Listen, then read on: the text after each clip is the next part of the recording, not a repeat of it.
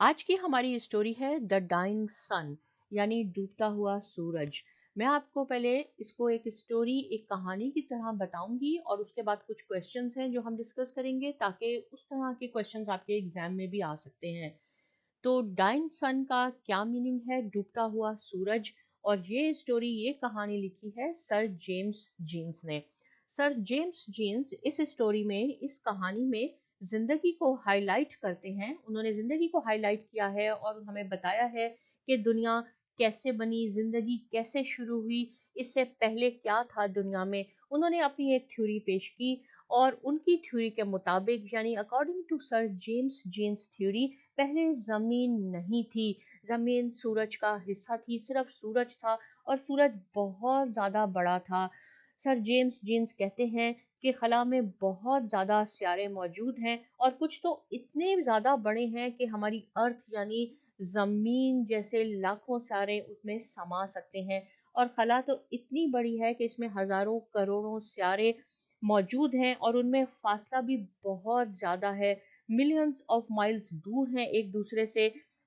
ऐसा शाज़ो नादिर ही होता है कि ये सारे एक दूसरे के करीब आए और ऐसा कभी हुआ भी नहीं सिवाय एक मर्तबा के। ये अपने मदार में यानी ऑर्बिट्स में घूमते रहते हैं और एक दूसरे से दूर ही रहते हैं।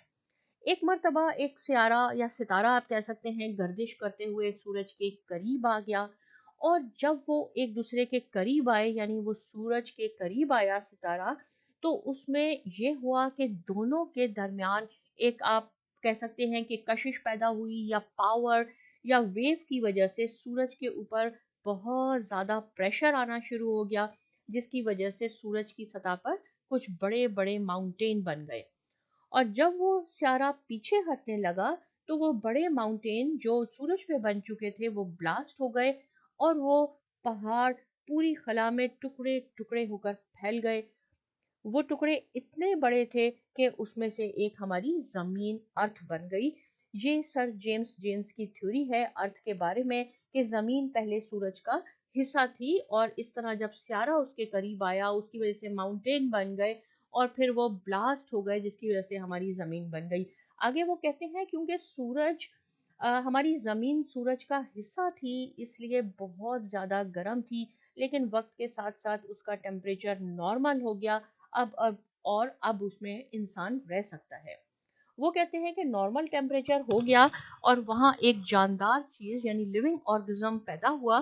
वो बाद में डेवलप होते होते इंसान की शक्ल इख्तियार कर गया और आज इंसान इतना तरक्की कर चुका है कि वो अपनी उसकी इतनी वैल्यूज हो गई हैं, इतने रिश्तों में गुम हो गया है कि अर्थ कैसे बनी ये तो वो बिल्कुल ही भूल गया है। इंसान जमीन के अलावा दूसरे सियारों पर रह भी नहीं सकता वो कहते हैं, क्योंकि या तो वो सियारे इतने गर्म हैं या सर्द हैं।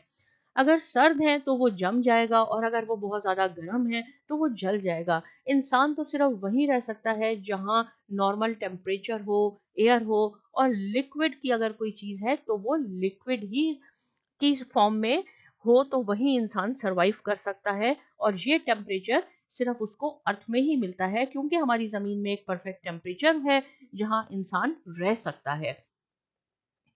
वो कहते हैं कि जितने जमीन के किसी भी साहिल पर रेत के जर्रे होंगे इतने ही सियारे खला में मौजूद हैं और उनमें से एक जर्रा हमारी जमीन भी है।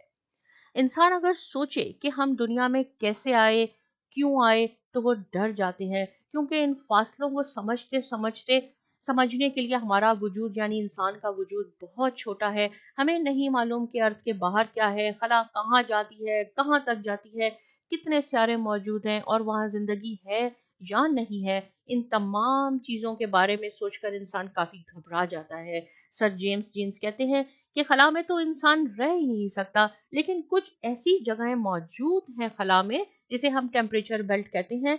अगर वहां कोई सयारा हो तो इंसानी जिंदगी मुमकिन हो सकती है क्योंकि टेम्परेचर बेल्ट पे लिक्विड लिक्विड की ही सूरत पे रह सकता है जो इंसानी जिंदगी को की सर्वाइवल के लिए बहुत इंपॉर्टेंट फैक्टर है।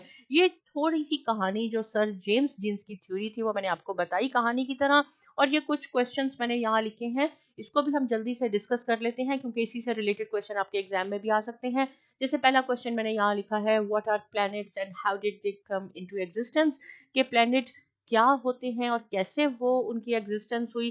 तो planets are the broken parts of the sun, जैसे मैंने आपको बताया कि सूरज के करीब एक सियारा आया जिसकी वजह से उनमें कशिश पैदा हुई और फिर माउंटेन बन गए।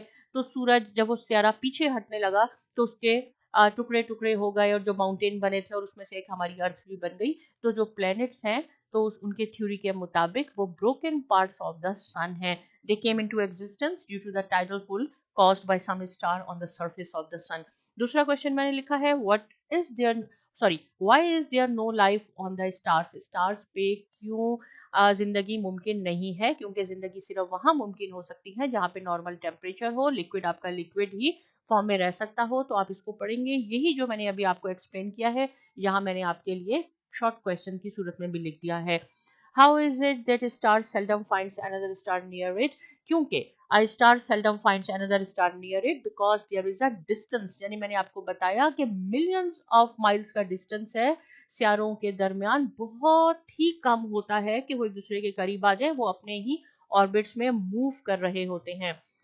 ये क्वेश्चन मैंने आपके लिए देखे लिख दिया है। Life can exist only in some suitable physical conditions, जहां मुनासिब एयर हो, टेम्परेचर हो, वहां ही इंसान एग्जिस्ट कर सकता है, जिंदगी मुमकिन हो सकती है। अदरवाइज अगर सियारे या कोई भी ऐसी जगह हो, दूसरे सियारे जहां पे बहुत ज्यादा टेम्परेचर हो या हॉट हो या कोल्ड हो, वहां इंसान सरवाइव नहीं कर सकता, जिंदगी मुमकिन नहीं है। The stars travel in the universe इधर इन अ ग्रुप्स। कैसे स्टार ट्रेवल करते हैं, या तो वो ग्रुप की सूरत में करते हैं, mostly they travel alone, they travel at vast distance from one another. वो एक दूसरे से बहुत दूर होते हैं, अपने ही ऑर्बिट्स में वो रिवॉल्व करते हैं। What are the temperature belt, ये भी इंपॉर्टेंट क्वेश्चन है, आ सकता है। टेम्परेचर बेल्ट वो हिस्से होते हैं जहां पे एक नॉर्मल टेम्परेचर है, अगर वहां पे कोई सियारा मौजूद है तो इंसानी जिंदगी मुमकिन हो सकती है। Why is the universe so frightening, क्यों डर जाते हैं, क्योंकि फासले इतने ज्यादा हैं और इंसान बहुत ज्यादा लोन अकेला फील करता है, वो अपने वैल्यूज में इतना ज्यादा गुम हो गया है कि वो हमारे लिए ये सोचना भी बहुत ही मुश्किल हो गया है कि खला में क्या है, खला कहाँ तक जाती है, कितने सारे हैं। तो ये सोच के इंसान डर जाता है। फिर मैंने आपके लिखा है कि जब एक सितारा सन के करीब आया, कि कैसे हुआ ये सब कुछ, तो जो हम पहले डिस्कस कर चुके हैं। तो उसकी वजह से सन की सरफेस पे, सन की सतह पे बड़े बड़े माउंटेन बन गए थे। These tides formed a high mountain on the surface of the sun. तो और that we can hardly imagine. और फिर वो जब सियारा वापस जा रहा था तो उसकी वजह से वो जो माउंटेन बन गए थे वो टूट गए, टुकड़े टुकड़े हो गए, उसमें से एक हमारी जमीन बन गई थी। ये छोटे कुछ क्वेश्चंस मैंने लिखे हैं, इसको आप अच्छी तरह डिटेल में इस लेसन को पढ़ लें, आपको कॉन्सेप्ट समझ में आ गया होगा। अगर कोई पॉइंट है जो क्लियर नहीं हुआ आप पूछ सकते हैं। साथ में साइमा एकेडमी को सब्सक्राइब कीजिए और बहुत शुक्रिया।